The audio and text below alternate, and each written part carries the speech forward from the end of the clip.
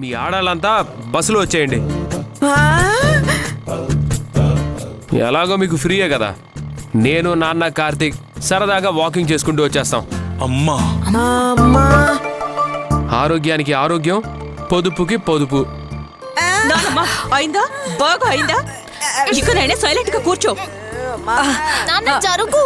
బావగారు, పిల్లలు ఇంత బాగా ఇబ్బంది పడుతున్నారు. గుడికి ఇంకా చాలా దూరం ఉంది కదా.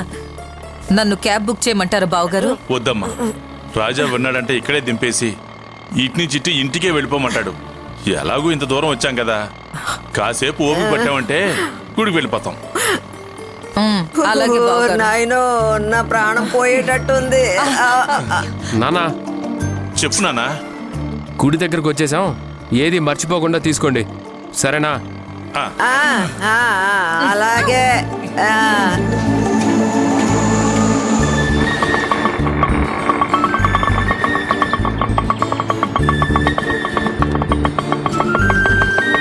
దిగండి దిగండి. ఎంతైంది? 140 రూపాయలు సార్.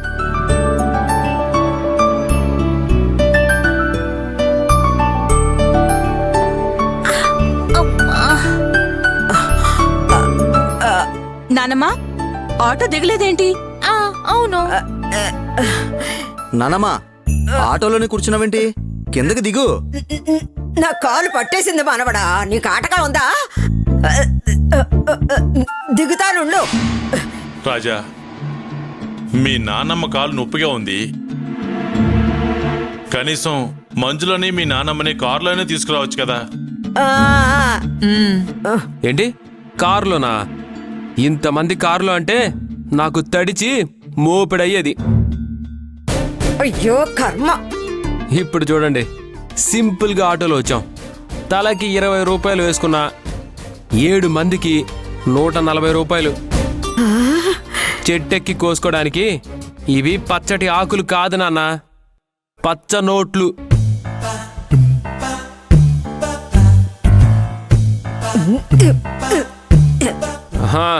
ఇప్పుడు 140, వెళ్ళేటప్పుడు 140, మొత్తం 280లో మన ప్రయాణం ఫినిష్ చేయొచ్చు. పిన్ని, ఇంటికెళ్ళేటప్పుడు కూడా ఇదే ఆటోనా? కాదు శైలజ, నేనున్నాను కదా, నేను చూసుకుంటాను. నువ్వు సైలెంట్ గా ఉండు. అన్నా, ఆటోలో 7 మంది ఎక్కాం కదా, డిస్కౌంట్ లాంటిదేం లేదా? డిస్కౌంటా? ఓకే ఓకే, ఏదో కామెడీ చేశాను. నవ్వకుండా కోపడతారేంటి?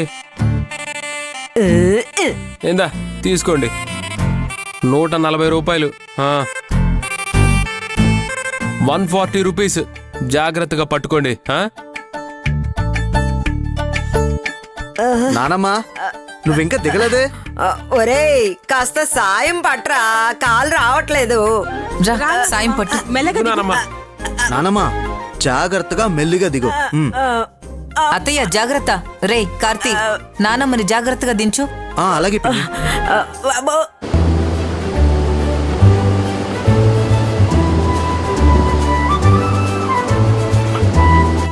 నానమ్మా, ఇంట్లో ఉండమంటే ఉండవు కదా. నేనొస్తా అని అందరికంటే ముందు బయలుదేరతావు. అక్షయ్ వాళ్ళు వచ్చేస్తారు, త్వరగా దిగు. అక్షయ, నాన్నా, గుడి దగ్గరికి వచ్చేసామమ్మా. ఒకసారి అల్లుడి గారికి ఫోన్ చేసి ఎక్కడి వరకు వచ్చారో కనుక్కోమ్మా. అలాగే నాన్న. రే నాని, ఒకసారి ఫోన్ ఇవ్వరా.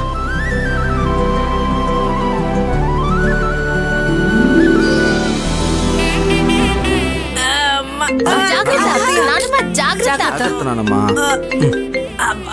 జాగ్రత్త. హలో అక్షయ, ఎక్కడున్నారు? మేము వచ్చేసాం అక్షయ. ఓ ఓకే. అమ్మా,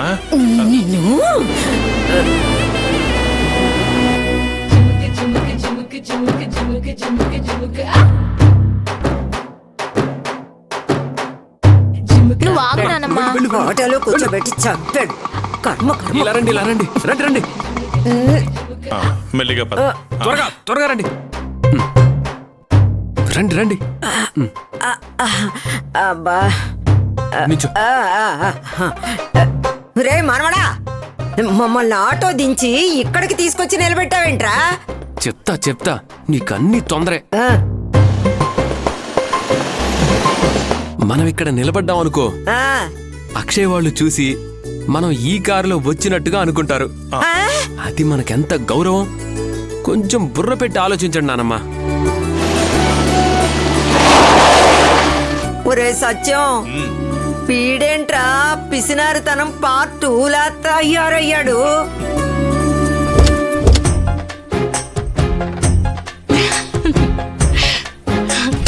హాయ్ హాయ్. నాన్న, అది చూడండి, వాళ్ళు కూడా కారులోనే వచ్చారు. మీరేమో ఆటోలో వెళ్దామన్నారు.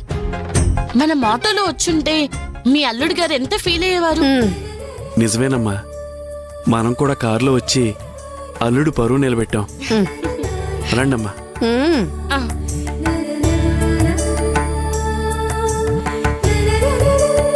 అల్లుడు గారు ఎంతసేపు అయింది వచ్చి? ఆహా, ఇందాకే వచ్చాం మావయ్య. ఇదిగో ఈ కారులోనే వచ్చాం. ఆ, అవునవును, ఈ కారులోనే వచ్చాం. లోపల ఎంత చల్లగా ఉందో. ఐ, ప్రకాశం, రండి అందరం గుళ్ళోకి వెళ్దాం. రాజా, పూజకి దండలు తీసుకోవాలి, నువ్వు వెళ్ళి తీసుకురా. అలాగే నాన్న. ఆ. నాన్న, మీరందరూ గుడిలోకి వెళ్ళండి, నేను ఆయన పూలదండలు తీసుకొని వస్తాం. అలాగే రండి. ఆ, పదండి.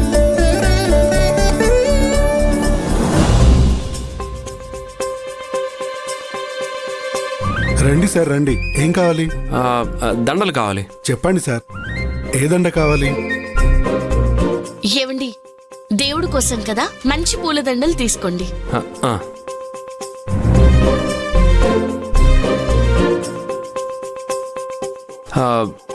ఈ తెల్ల పూల దండ ఎంతండి? తెల్ల పూల దండ 600 అండి. 600? మరి ఈ పసుపు పూల దండ? ఇది 400 సార్. 400? ఏంటండి రేట్లు రాకెట్ స్పీడ్లో చెప్తున్నారు? గుడి మల్కాపూర్ మార్కెట్లో ఈ తెల్ల పూల దండ 300కు వస్తుంది తెలుసా? అవునా? అయితే మీరు అక్కడే తీసుకోండి సార్. హేయ్, ఏంటండి అలా మాట్లాడుతున్నారు? ఇంకెలా మాట్లాడాలి సార్? చూడండి, కస్టమర్తో ఇలా మాట్లాడకూడదు. ఏమండి, మీరు ఆగండి. దేవుడి పూజ కోసం అడుగుతున్నాను, మరీ అంత రేటు కాదు, కానీ మీరే కొంచెం న్యాయంగా చెప్పివ్వండి. అలాగే అమ్మా, ఆడపిల్లవి నువ్వు అడుగుతున్నావు కాబట్టి ఫైనల్ గా 100 రూపాయలు తగ్గించి 500కి తీసుకోండి అమ్మా. ఓకే. అక్షయ, 500 రూపాయలు ఎందుకు అనవసరంగా? ఆ పసుపుల దండ 100 రూపాయలకి అడుగు, ఇస్తాడేమో. స్టార్ట్ చేశారా? మీరేం మాట్లాడకుండా 500 ఇచ్చి దండ తీసుకోండి. మ్మ్.